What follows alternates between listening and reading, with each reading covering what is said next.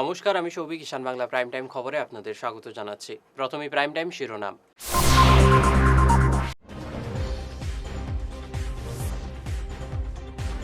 13 জানুয়ারি বরাকে আসছেন মুখ্যমন্ত্রী, প্রস্তুতি তুঙ্গে।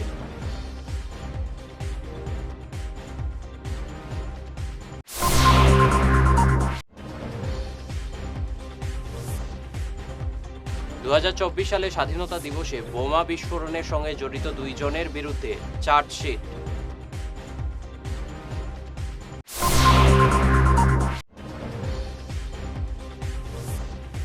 নির্বাচনের আগে সাবধান থাকতে হবে, মৌলবাদীরা ষড়যন্ত্র করছে, সতর্ক করলেন মুখ্যমন্ত্রী।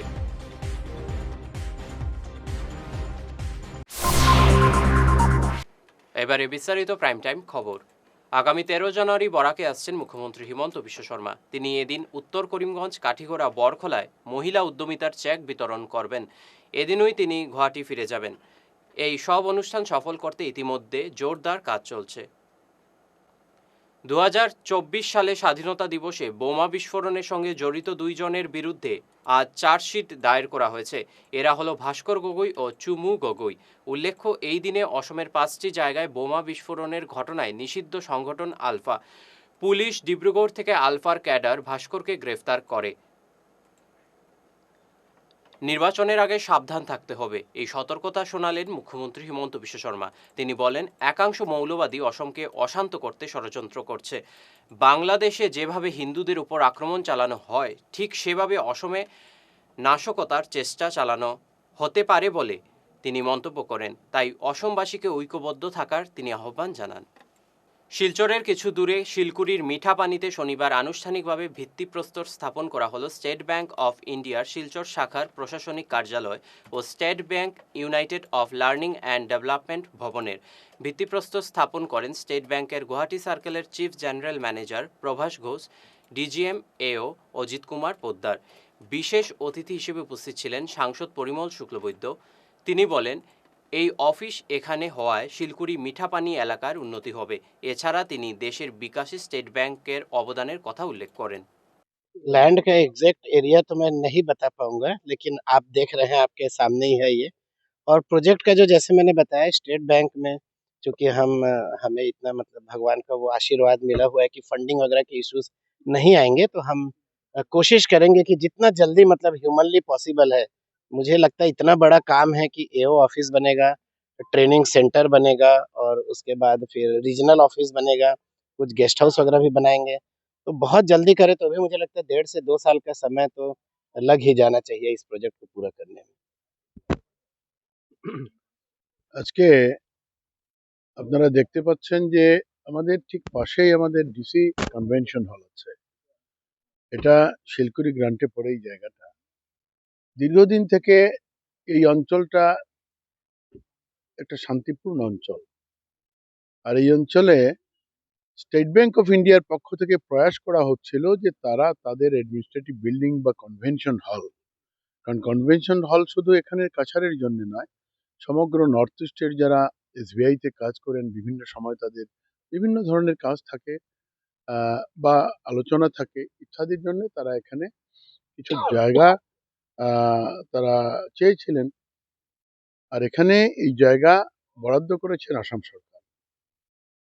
আসাম সরকার বরাদ্দ করেছেন, আর এই জায়গাটাকে তারা টার্গেট করেছেন, যার জন্যে আমি শিলচরের সাংসদ হিসেবে আমিও তাদেরকে কৃতজ্ঞতা জানিয়েছি ইতিপূর্বে।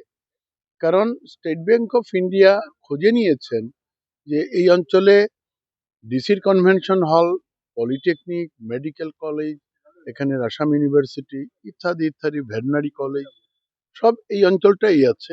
এখানে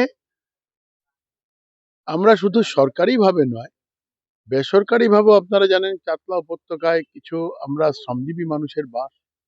তো স্টেট ব্যাংক অফ ইন্ডিয়া যেভাবে সমগ্র ভারতবর্ষে ডাউনট্রোডেন পিপুলের জন্য কাজ করে যাচ্ছেন, অর্থনৈতিক উন্নয়নের জন্য কাজ করে যাচ্ছেন, সরকারের বিভিন্ন স্কিম এবং নিচে সামান্য বিরতি থাকছে, আরও অন্যান্য খবর সঙ্গে থাকুন। শিলচর স্পোর্টিং ক্লাব মাঠে জলপরি শোতে দর্শকদের উপচে পড়া ভিড়। জনপ্রিয় চাহিদায় প্রদর্শনীর সময়সীমা বাড়িয়ে 18 জানুয়ারি পর্যন্ত দর্শকদের ব্যাপক চাহিদার মুখে সময়সীমা বাড়ালো আয়োজকরা। শিলচর স্পোর্টিং ক্লাব মাঠে জলপরি শো চলবে 18 জানুয়ারি পর্যন্ত। জলপরি প্রদর্শনীতে জনতার ঢল। আগামী 18 জানুয়ারি পর্যন্ত বর্ধিত সময়সীমায় উপভোগ করতে পারবেন দর্শকরা। জনগণের দাবিতে সাড়া। শিলচর স্পোর্টিং ক্লাবের আকর্ষণীয় জলপরি শো 1 সপ্তাহের বেশি সময় ধরে চলবে। শিলচরে জলপরি শো এর জনপ্রিয়তায় আয়োজকরা বাধ্য। প্রদর্শনী চলবে আগামী 18 জানুয়ারি পর্যন্ত। ঈশান বাংলা নিউজের বিশাল দর্শক ভিত্তির সঙ্গে যুক্ত হয়ে তাৎক্ষণিক পৌঁছে যান হাজার হাজার গ্রাহকের কাছে। কেবল টিভি, ইউটিউব এবং সোশ্যাল মিডিয়ায় একযুগে আপনার ব্যবসার ব্যাপক প্রচার। শক্তিশালী বিজ্ঞাপন দিন, আকর্ষণীয় ভিডিও তৈরি করুন আর সবাইকে জানিয়ে দিন আপনার উপস্থিতি আবশ্যক। নম্বর 1 ঈশান বাংলা নিউজ, যেখানে খবরের বিশ্বস্ততা আপনার প্রচারের শক্তি। ফিরে এলাম ঈশান বাংলা খবরে। কাছাড় কাগজকল চত্বরের অগ্নিকাণ্ডের ঘটনা ঘটল। কাগজকলের এলাকায় থাকা জঙ্গল থেকে এই আগুনের সূত্রপাত হয়। এই অগ্নিকাণ্ডে বহু গাছপালা পুড়ে ছাই হয়ে যায়। এই নিয়ে এলাকায় আতঙ্ক দেখা দেয়। পরে দমকল এসে আগুন নিয়ন্ত্রণ করে। কাঠিগড়া থেকে সমীন্দ্র পালের প্রতিবেদন। ধর্ম, ভাষা ও জাতির নামে শ্রমজীবী মানুষের উপর আক্রমণের আজ বিক্ষোভ কর্মসূচি পালন করল প্রোগ্রাম ইমপ্লিমেন্টেশন কমিটি। রাঙ্গিরখাড়ি পয়েন্টে এই বিক্ষোভ কর্মসূচিতে শ্রমজীবী মানুষের উপর আক্রমণের তীব্র নিন্দা জানানো হয়। এছাড়া সরকার কর্পোরেটের কাছে জমি বিক্রি করছে বলে অভিযোগ করা হয়। আমরা যে জমায়েত হয়েছি, আজকে যে মৃত্যুঞ্জয়ের কথা বলা হচ্ছে, যারা মৃত্যুঞ্জয় গাড়ি চালক, যারা মৃত্যুঞ্জয় চালিয়ে জীবনের ঝুঁকি নিয়ে সেই পরিবারকে সহায় করে, যাদের পরিবার সেই রোগীদেরকে নিয়ে মৃত্যুর সাথে লড়াই করে, আজকে সেই মৃত্যুঞ্জয় ড্রাইভারদেরকে মৃত্যুর সজ্জায় দাঁড় করে দিয়েছেন সরকার। এই সরকার সেই ড্রাইভারদেরকে, সেই ড্রাইভারের পরিবারদেরকে মৃত্যু সজ্জায় দাঁড় করে দিয়েছে। আজকে সেই লোকরা অসহায় হয়ে পড়ে আছে। আমাদের কর্তব্য সেই পরিবারের পাশে দাঁড়ানো, ওদের সাথে থাকা, ওদের যে দাবিগুলো আছে দাবিকে সমর্থন করে দাবি আদায় করা। আজকে আমার বিরোধী বক্তা সাহেব বলে গেছেন যে ব্রহ্মপুত্র উপত্যকার যে শ্রমিকের ভাতা আছে, আমাদের বরাকিয়া চা শ্রমিকদের সেই ভাতা নেই। কাজ কিন্তু আমরা সেই সময় করি। আমাদের দাবি থাকলো এই মঞ্চ থেকে, আর কিন্তু আমরা বারবার কাগজে নিয়ত করবো না। আমাদের পিঠ দেওয়ালে লেগে গেছে। আমরা প্রত্যেক শ্রমিকের জন্য, প্রত্যেক চা শ্রমিকের জন্য, প্রত্যেক খেটে খাওয়া মজুরের জন্য মাঠে নেমেছি। আজ থেকে আমরা একটা নতুন লড়াইয়ের সূচনা করছি। রাঙ্গিরখাড়ি পয়েন্টে শহীদ বেদির পাদদেশে আমরা দাঁড়িয়েছি। আস্তে আস্তে তারা একটু সমাহিত হয়েছেন। আমাদের সবারই দায়িত্ব রয়ে গেছে, আমাদের ক্ষমতা আছে। এই আন্দোলনকে আমরা বড় আকারে নিয়ে যাব। আগামী নির্বাচন আছে, অনেক পরিমাণ দেখানো। এসবিআই জোনাল লেভেল স্পোর্টসের আয়োজন করা হলো শিলচর এনআইটির খেলার মাঠে। এই জোনাল মিটের উদ্বোধন করেন স্টেট ব্যাংক গুয়াহাটি শাখার জেনারেল ম্যানেজার প্রভাস বোস ও ডিজিএম অজিত কুমার পোদ্দার। উদ্বোধনী অনুষ্ঠানে সাংস্কৃতিক অনুষ্ঠান পরিবেশিত হয়। এতে ফুটবল, ক্রিকেট, অ্যাথলেটিক সহ বিভিন্ন খেলার আয়োজন করা হয়। এ নিয়ে ব্যাংকার ও স্থানীয়দের মধ্যে উত্তেজনা তুঙ্গে। देखिए, जो अजीत साहब जो यहाँ के डीजीएम है, यहाँ पे हमारे पास 2 स्टेट हैं और पार्ट ऑफ असम है। मतलब पूरा मिजोरम इनके अंडर में आता है और फिर इनके पास त्रिपुरा पूरा है और यहाँ सिलचर का एरिया तो है ही है, जो आप कछार वैली के नाम से जानते हैं। तो वो सभी एरिया में हमारे पास यहाँ 4 रीजनल ऑफिस है। एक सिलचर में है, अगरतला में 2 हैं, नॉर्थ एंड साउथ, और एक हमारा आइजॉल में है। तो ये 4 टीमें यहाँ पे, और प्लस जो इनका अपना एओ का जो टीम है, जो हेड ऑफिस जो बोलते हैं, जिनके अंडर में ये सारे हैं, तो ये उनका टीम है। तो कुल 5 टीम पार्टिसिपेट कर रहे हैं।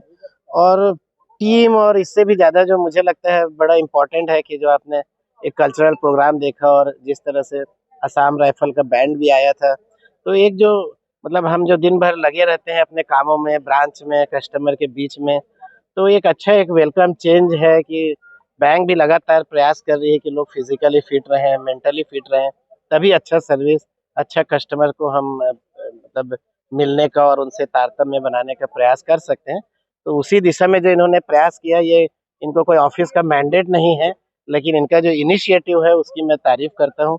और मुझे आशा करता हूँ कि जो आपका एरिया है, ये एक पॉजिटिव मैसेज लेके जाएगा लोगों के बीच में और हमारे एसबीआई के एम्प्लॉय के बीच में, और हम यहाँ पे और अच्छा काम कर पाएंगे आने वाले दिनों में। শেষ করার আগে বিশেষ বিশেষ খবর আরও একবার।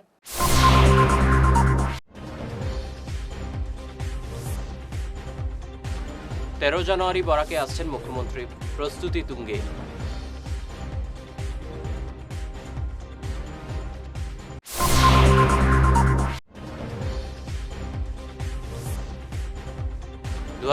সালে স্বাধীনতা দিবসে বোমা বিস্ফোরণের সঙ্গে জড়িত 2 জনের বিরুদ্ধে চার্জশিট।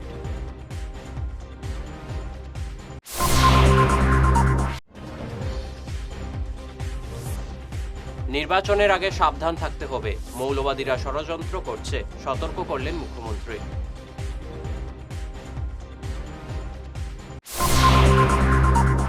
আজকের মতো ঈশান বাংলা প্রাইম টাইম খবর এ পর্যন্তই। নমস্কার।